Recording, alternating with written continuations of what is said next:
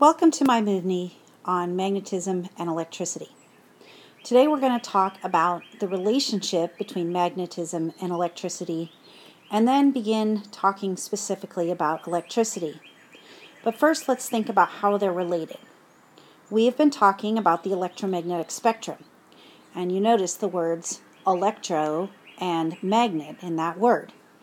So what the electromagnetic spectrum is it's really two fields operating together. Wherever there's an electrical field, there's a magnetic field, and wherever there's a magnetic field, there's an electrical field. And you may remember that from when I dropped the magnet down the copper tube. As the magnet fell, it created friction, which created electricity. And because there was electricity, there was magnetism, a weak magnetic field that slowed the magnet down, but didn't stop it. So what I want you to do is get some sort of a coloring device and color these two fields in different colors so you can see which one is which.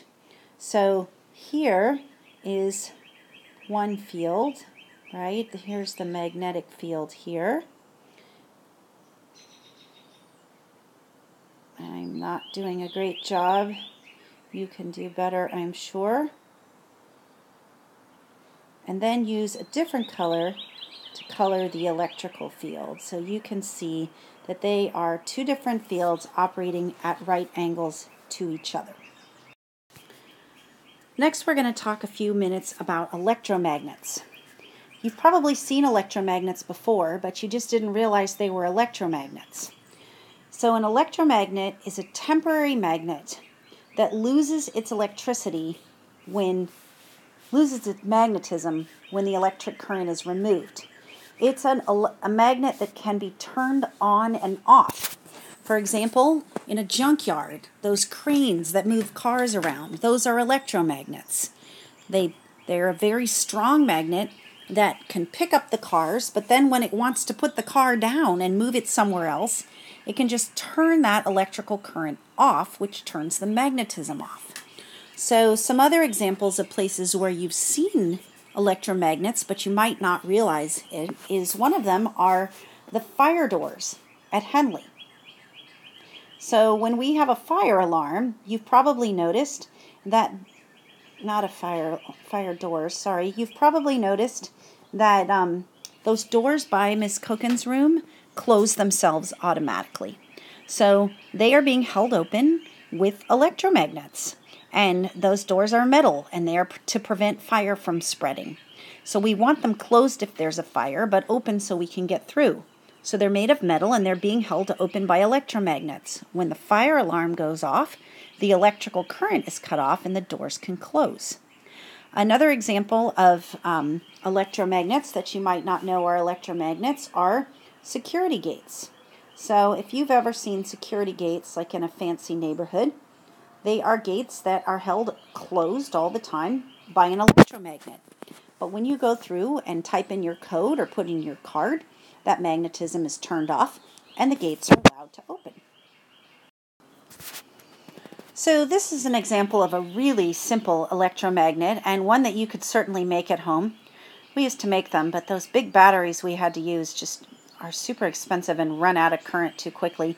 But at any rate, all it is a battery which has a copper wire hooked on it. Copper is a great conductor of electricity. And that wire is wrapped around a ferromagnetic material. Ferromagnetic means can be turned into a magnet. In this case, it's an iron nail. So you take the wire and you wrap it around the nail. And then once it's all hooked up, I would have an electromagnet. So I could take a paper clip, for example, and hang it.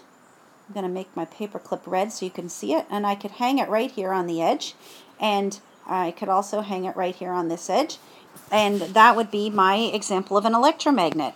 Now, if I wanted to make the paper clip fall, if I didn't want there to be magnetism anymore, all I would have to do is remove the wire, and the electricity would no longer be flowing, so the magnetism would no longer be there.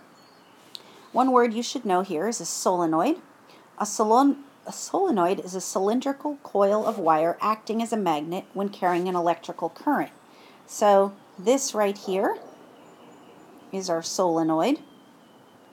And the more times I wrap the wire, the stronger my electromagnet is going to be. So if I wanted a really strong electromagnet and wanted to hold lots and lots of paper clips, I could use a long wire and wrap it a lot of times, or I could use a stronger battery. So when talking about electricity, it's important to understand the difference between an insulator and a conductor. We talked about insulators and conductors of heat. Now we're going to be talking about insulators and conductors of electricity. So electricity is just electrons flowing. So a conductor of electricity is something that allows electricity to flow well. So examples of that would be, well, you know about metals, especially copper. Copper wire is a great conductor of electricity. And if you've ever been electrocuted, you probably know that, guess what? Humans also great conductors of electricity. Electricity can flow through you even if you don't want it to. Now, insulators would be things that prevent electricity from flowing. These things are pretty important. They are what keep us from being electrocuted.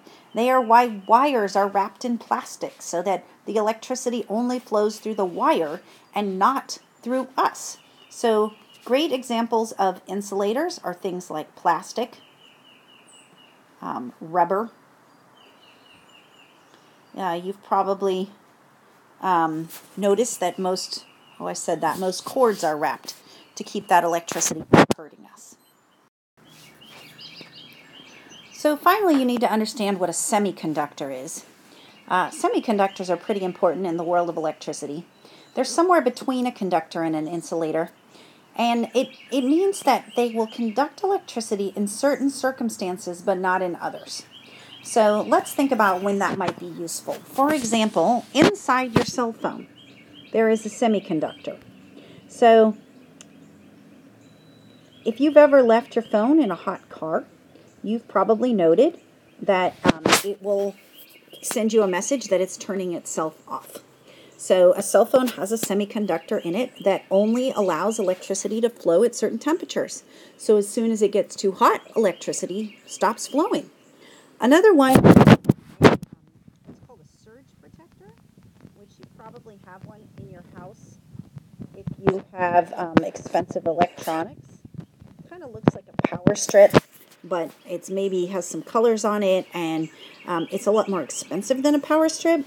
What a surge protector does is it only allows electricity to flow in certain amounts. So sometimes there'll be a power surge where way too much electricity flows into your house. You've probably seen that happen when your power gets really bright and then really dim and then goes back to normal. So you can have a lot of power flow by accident, and that can knock out electronics. It can burn out your TV or your computer. Many TVs and computers and expensive things have built-in surge protectors now, but some of the older ones don't. So you may have it plugged into this special kind of power strip that only allows electricity to flow in certain amounts. So if too much electricity flows, it stops conducting electricity.